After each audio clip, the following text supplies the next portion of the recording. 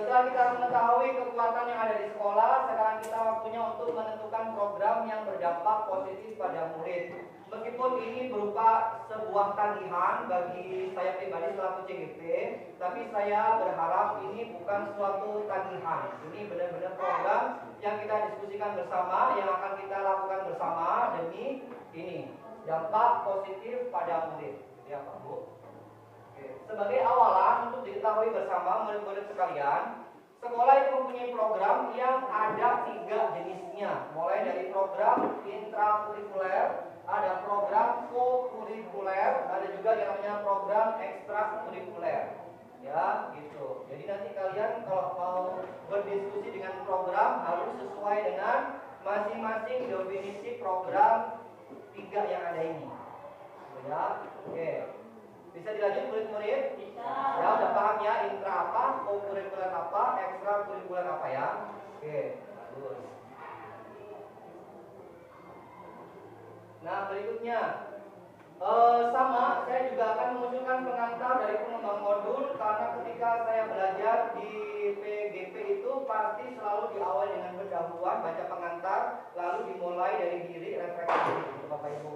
Nah pengantar itu biasanya adalah sesuatu yang menyadarkan gitu. Jadi ini saya mau bagi bersama sebagai pengingat sekaligus pengetahuan bagi para murid itu tadi, supaya kalian itu tahu maksud dari perlakuan Bapak Ibu guru. Ya, jangan dikit-dikit hoream, dikit-dikit cangkel gitu ya. Oke. Modul ini mengajak Ibu dan Bapak untuk berefleksi, karena di sini ada para murid sekalian, jadi ini juga berlaku untuk para murid. Dan melihat kembali perspektif atau cara pandang kita tentang program yang berdampak positif pada murid. Selama ini sering sekali kita melihat bahwa program-program sekolah, baik program intrakurikuler, program co-kurikuler, ataupun program ekstrakurikuler, pengelolaannya hanya menempatkan murid-murid sebagai objek dari program tersebut. Mereka memang melakukannya atau menjalankan program-program tersebut, namun banyak yang kesulitan untuk mengambil makna dari pengalaman mereka tersebut, karena hanya merasakan keterlibatan itu sebagai sebuah keharusan untuk terlibat, sebagai rutinitas, sebagai kewajiban yang harus dijalankan, atau hanya sekedar kegiatan yang menyenangkan untuk dilakukan. Padahal kita semua tahu bahwa pengambilan makna adalah esensi dari proses belajar itu sendiri. Di dalam modul ini, Ibu dan Bapak akan mengeksplorasi bagaimana sesungguhnya kita dapat mendorong student agency atau kepemimpinan murid dalam pengelolaan program-program di sekolah. Mendorong kepemimpinan murid dalam program sekolah bukan hanya memungkinkan murid untuk belajar menjadi individu yang lebih bertanggung jawab, berdaya, berkontribusi, namun pengalaman dan kebermaknaan yang mereka dapatkan dari proses belajar mereka dalam program-program sekolah tersebut sesungguhnya akan memberikan bekal untuk mereka menjadi seorang pembelajar sepanjang hayat. Sehingga ketika kita berbicara tentang dampak, maka dampak positif dari proses belajar yang dilalui oleh murid-murid kita saat ini tentunya dapat terus dirasakan oleh mereka di sepanjang hidupnya. Jadi besok dapat misalnya mau buat kolam, jangan hanya sekedar buat kolam, ikannya bisa dipanen, ngaliut bareng, sudah kelar, enggak. Jadi harus ada yang dipelajari di situ, bagaimana mengembangkan perikanan. Itu tujuannya seperti itu. Nah kemudian ini adalah murid-murid kita. Di sini saya memunculkan sebagai ilustrasi dari student agency. Ya. Kita semua tentu sepakat bahwa murid-murid kita dapat melakukan lebih dari sekedar menerima instruksi dari guru. Mereka secara alami adalah seorang pengamat, penjelajah, penanya yang memiliki rasa ingin tahu atau minat terhadap berbagai macam hal. Lewat rasa ingin tahunya serta interaksi dan pengalaman mereka dengan orang lain dan lingkungan sekitarnya, mereka kemudian membangun sendiri pemahaman tentang diri mereka, orang lain, lingkungan sekitar maupun dunia yang lebih luas. Dengan kata lain, murid-murid kita sebenarnya memiliki kemampuan atau kapasitas untuk mengambil bagian atau peranan dalam proses belajar mereka sendiri. Tentunya kalau mau terlibat, mau mengambil bagian harus disertai dengan rasa tanggung jawab. Ya, murid-murid ya. Setelah ini kalian akan dilibatkan dalam program sekolah. Tapi karena kalian sudah dilibatkan, tolong dikembangkan lagi tanggung jawabnya. Gitu ya. Oke. Saat murid menjadi pemimpin dan mengambil peran aktif dalam proses pembelajaran mereka sendiri, maka hubungan yang tercipta antara guru dengan murid akan mengalami perubahan. Ya, jadi tidak ada lagi yang namanya Bapak Ibu guru sebagai yang paling benar, gitu ya, tidak ada lagi. Karena hubungan yang akan menjadi bersifat kemitraan, menjadi teman kerja kalian. Kalau ada project itu menjadi teman kalian untuk mendiskusikan project supaya berhasil dan berdampak positif, gitu ya. Oke. Kemudian, nah bagaimana hubungannya bersifat kemitraan? Baik Pak. Ini ya diharapkan kalian akan sadar. Oke. Kalau kalian dilibatkan dalam suatu program, artinya kan hubungan kalian dengan Bapak Ibu guru kan sebagai mitra, ya, mitra diskusi, mitra belajar gitu. Nah, diharapkan saat murid belajar, kalian itu akan satu, berusaha untuk memahami tujuan pembelajaran yang ingin dicapai. Ya, ini yang pertama, kalian harus tahu apa sih tujuan yang mau dicapai, gitu, ya. Yang kedua, menunjukkan keterlibatan dalam proses pembelajaran. Harus sudah mulai aktif, nggak pasif, nggak hanya menunggu instruksi. Belum ada aba-aba dari Bapak Ibu guru Pak, nggak lagi, gitu ya. Menunjukkan tanggung jawab dalam proses pembelajaran. Nah, ini tanggung jawab.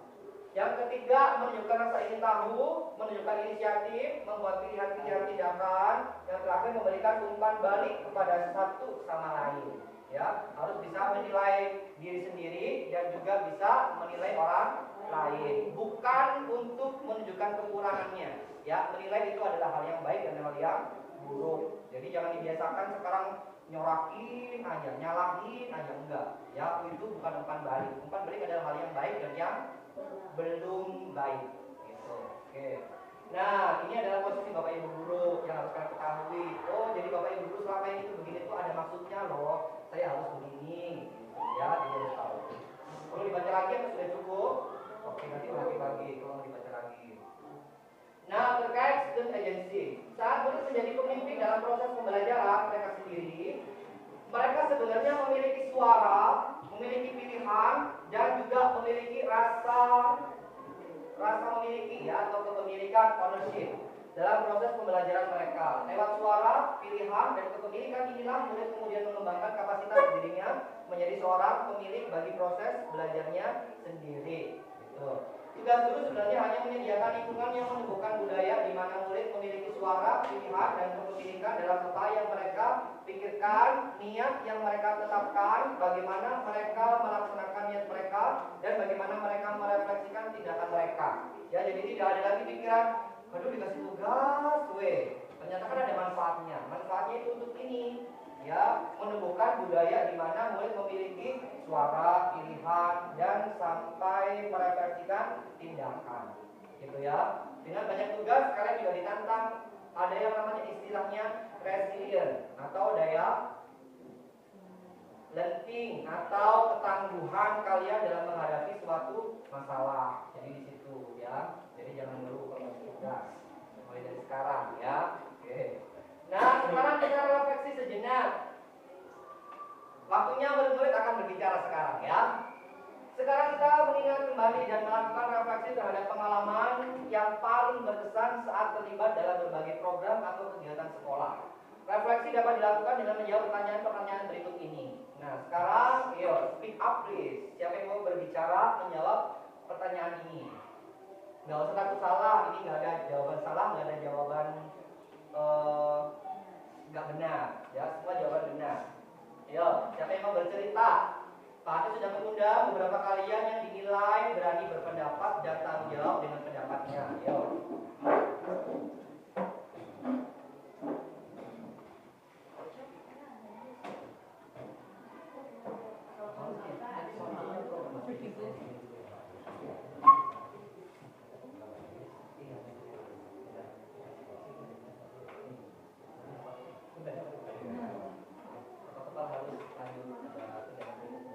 Oke, coba yang mau bercerita satu anak saja deh. Kalian ceritakan pengalaman yang paling berkesan ketika terlibat dalam berbagai program kegiatan. Atau enggak ada? Kayaknya memang biasa-biasa aja deh Pak, belum ada yang berkesan gitu. Atau begitu? Ada yang mau bercerita? Boleh ketika di SD, boleh ketika di desa, boleh ketika di sekolahan gitu ya. Jadi nggak harus yang ada di sekolahan. Kalian di desa juga boleh cerita. Ada yang mau bercerita? Atau kalian belum punya pengalaman yang berkesan begitu sama sekali? Lela mau cerita? Susah cerita, pakai bahasa Sunda, nggak apa-apa, hari-hari.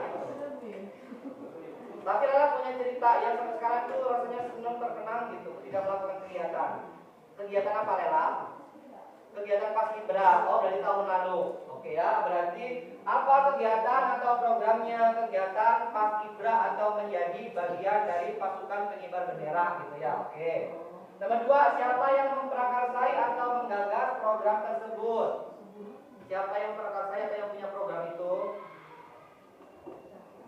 Sekolah, ya, gitu loh, ya. Yang punya adalah sekolah. Kemudian berperan sebagai apa Lela saat itu?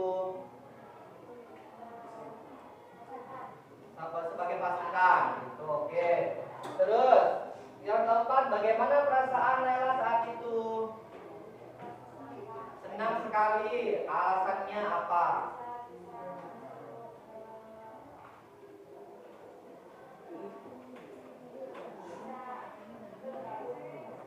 Bisa gabung sama paskib jadi senang, gitu ya.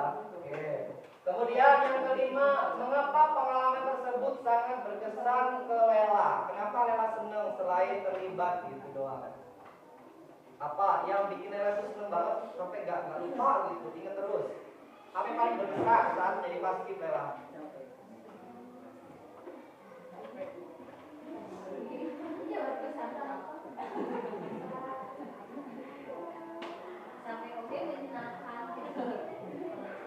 Bisa apa Lela?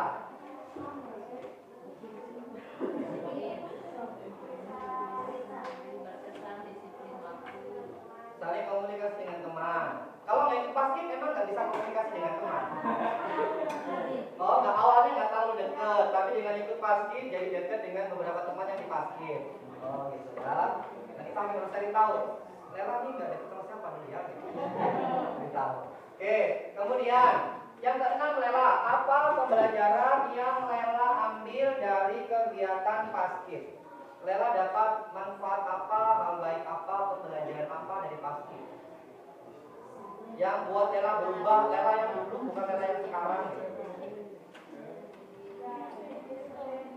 Lebih percaya diri, oke, terus lebih disiplin, terus sudah lebih percaya diri, lebih disiplin. Kalau dulu masih malu-malu, sekarang lebih percaya diri. Kalau dulu masih rada-rada lelet, sekarang sudah lebih kontak gitu ya. Oh bagus, ada perubahan. Kemudian yang terakhir Lela, yang lain tolong didengerin. Bagaimana pengalaman tersebut berdampak pada Lela sekarang? Kok bisa Lela yang dulunya malu-malu sekarang jadi percaya diri? Kok bisa Lela dulu yang rada-rada lama lelet sekarang lebih disiplin, cepet on time gitu? Kok bisa? Lela diapain saat itu?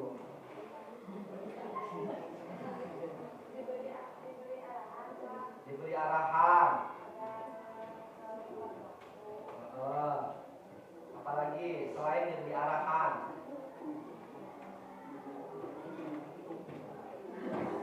Lela pernah berpendapat saat itu, Lela pernah dikasih pilih-pilihan. Terus apakah Lela pernah merasa, oh ini tanggung jawab aku loh pasti ini gitu. Pernah merasa begitu? Suaranya saat apa? Lela pernah menyampaikan pendapat kayak apa saat itu? Yang langsung didengar sama semua orang, Lela merasa sangat dihargai gitu.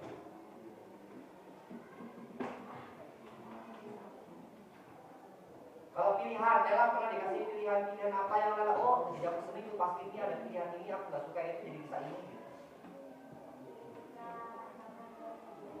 Langkah tegak maju jalannya bisa. Oh lebih benar gitu ya, oke. Terus Lela merasa memiliki juga nggak? Paskib ini pokoknya harus berhasil nih, kalau nggak ada hasil kayaknya kurang berhasil. Pokoknya harus ada di situ biar berhasil. Tidak ada di situ. Tapi kalau Lela misalnya saat itu gerakannya nggak bagus, berhasil nggak paskibnya? Tidak. Berarti Lela di situ juga mempunyai rasa kepemilikan, kan? Lela harus juga melakukan gerakan yang bagus supaya berhasil paskibnya, gitu kan? Nah, oke bagus ya. Dan cowok yang mau cerita seperti itu ceritanya. Cukup ya? Oke, kita dengar cerita rela itu tadi. Yang paling menyesakan adalah ketika menjadi tim paskibra. Nah, sekarang kita akan mulai mengerucut ke pemikiran sebuah program. Ayo sampaikan harapan Bapak Ibu, murid-murid semua, ataupun keinginannya, ataupun keresahan-keresahan yang ingin diselesaikan di SMP Negeri 2 Langkah Lancar untuk menjadi sebuah program sekolah yang berdampak positif pada murid dengan memanfaatkan aset kekuatan sekolah yang ada. Bapak Ibu guru boleh menyampaikan keresahan, keinginan atau harapannya. Murid-murid pun juga. Ya, nanti akan dijadikan sebuah program.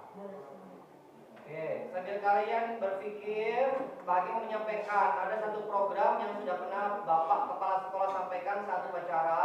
Beliau menyampaikan keresahannya, bukan keresahan sih sebenarnya ya, terkait harapannya. Karena saat ini kalian itu tidak ada ketentuan atau keharusan terkait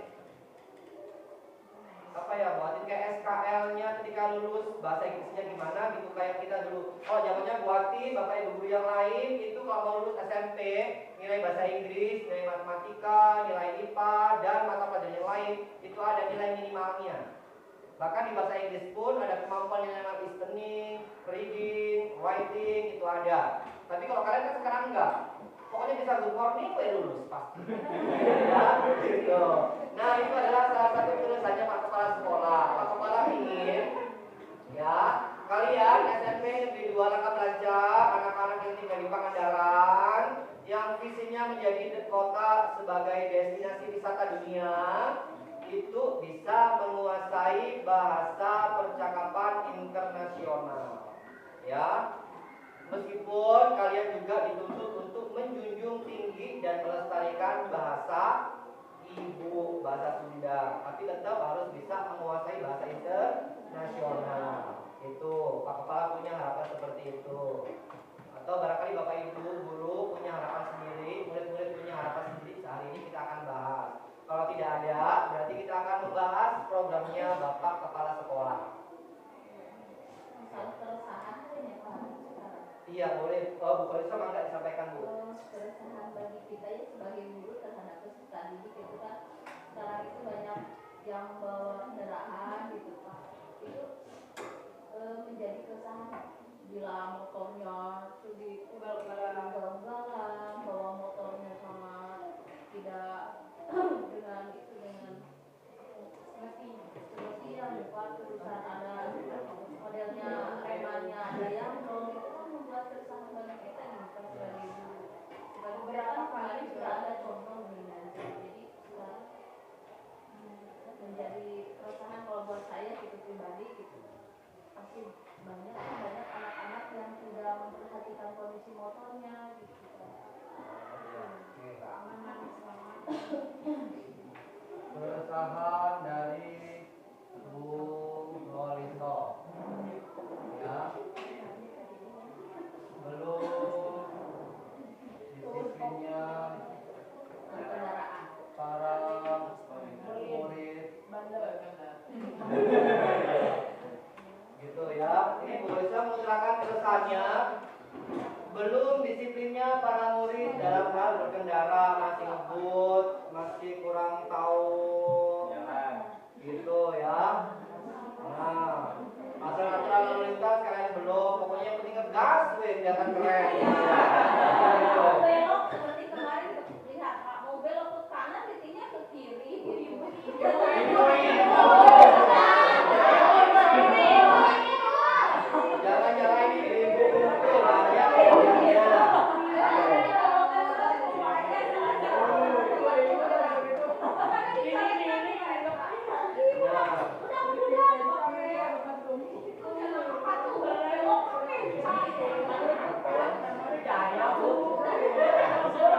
Oke, baik ya.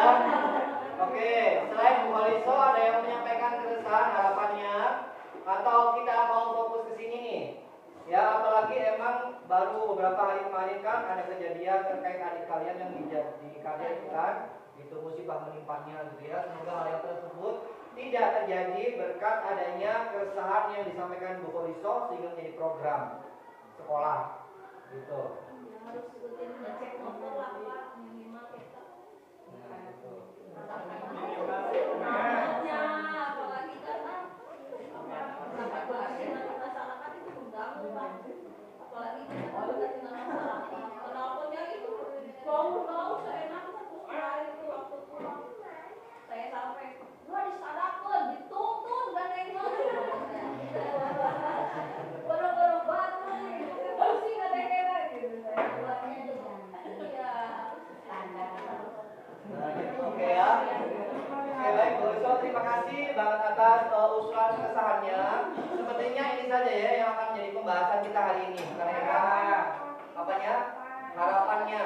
Oke. Harapannya anak-anak sekolah itu benar-benar dalam hatinya dengan niatan untuk betul-betul mencari ilmu untuk dirinya sendiri minimal. Jangan sampai di dalam kelas itu hanya pelana plongo seharian nggak ada hasilnya apa-apa. Biasanya begitu ya Mas. Oh ya, oke. Harapan dari Bu Astri. Jadi kesadaran lah dari dalam dirinya bahwa ke sekolah itu memang betul-betul untuk menuntut ilmu, minimal untuk dirinya sendiri, bekal untuk nanti mereka ke depan menjadi anak-anak yang berhasil. Jangan sampai ke sekolah itu hanya untuk manis, main, jajan.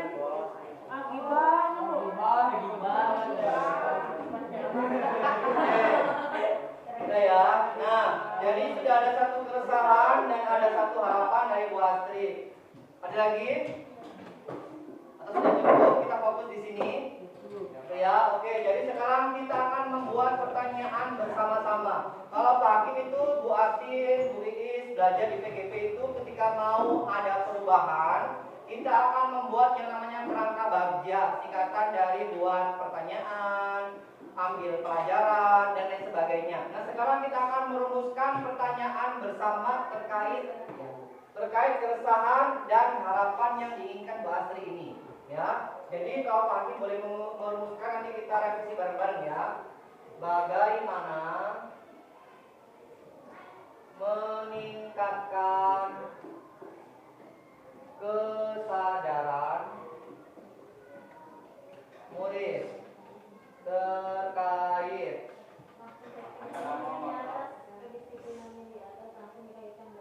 iya, bagaimana meningkatkan kesadaran murid terkait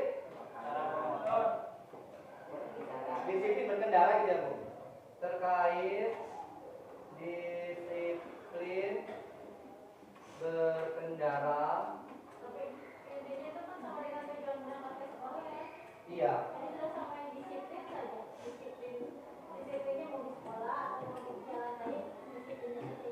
Oh itu, jadi garis besarnya dia Bu. Bagaimana meningkatkan kesadaran murid terkait kedisiplinan.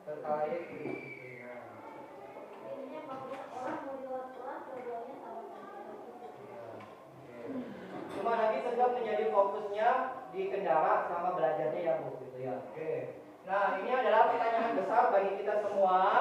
Bagaimana meningkatkan kesadaran murid terkait kedisiplinan? Fokus disiplinnya adalah disiplin berkendara dan disiplin belajar. Ya, oke.